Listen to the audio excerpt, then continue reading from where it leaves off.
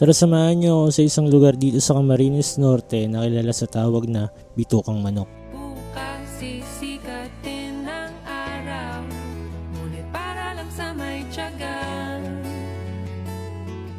maghintay.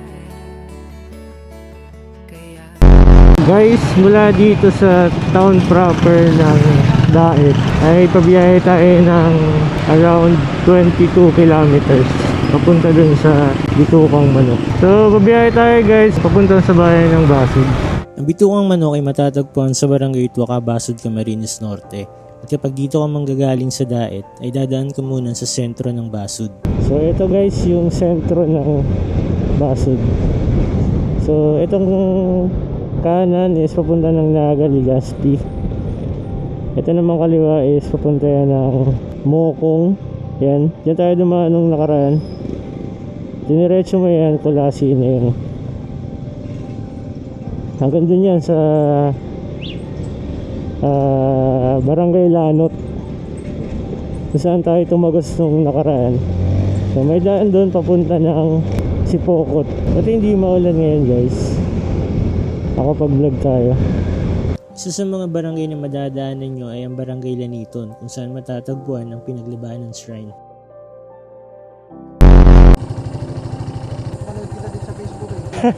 Punta akong Bitukang Manok. Ingat, salamat. Thank you.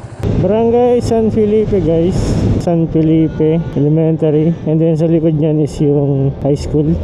Isa rin sa mga dinarayan ng mga siklista dito ang Barangay Kaayunan dahil sa mahahabang ahon dito. At simula dito halos 8 kilometro na lang ang layo ng Bitukang Manok. Itong lugar na to, napupuno to ng mga nagbabike. Ito, punong-puno na nagbabike yan. Ganda ng view dito guys, tingnan nyo. So mula dito ay malapit na yung Barangay Tuaca, kung saan matatagpuan yung Bitukang Manok. Marami nagsasabi guys na yun daw yung original na Bitukang Manok, hindi yung Quezon National Park na matatagpuan sa boundary ng Pagbilao at Atimonan. Sabi ng iba, ito daw yung legit na Bitukang Manok. So nandito na tayo guys sa Tuaca High School Elementary. Magkatapatan lang yan guys. And kitang kita dito yung Susong Dalaga. Parang uulan ah. So habang papasok ka dito guys ay mararamdaman mo na nasa gitna ka ng kagubatan. Lumalamig na yung hangin dito. Sobrang kapal ng mga dahon ng puno dito guys. Bihira yung mga malalaking sasakyan dito guys na dumadaan. Konting trivia lang guys, unang itinatag ang lugar bilang Bicol National Park noong February 30, 1934 sa bisa ng Proclamation No. 657, sumasaklaw sa bahagi ng Camarines Norte at Camarines Sur.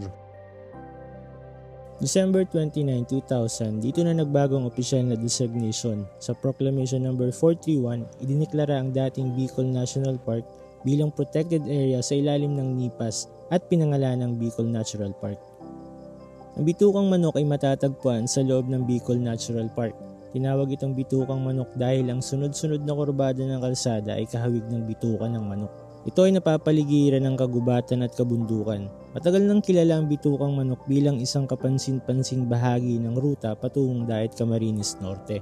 Dumiretso rin tayo dito sa New Bahi Bridge na isang tulay dito sa Municipality of Lupi, malapit sa hangganan ng Camarines Norte at Camarines Sur.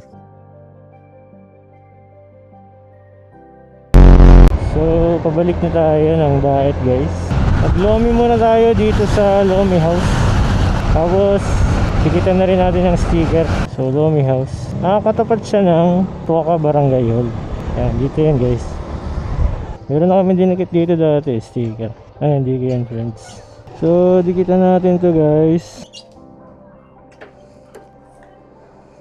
TV and then dikitan friends. You know? Nice. Lomi House.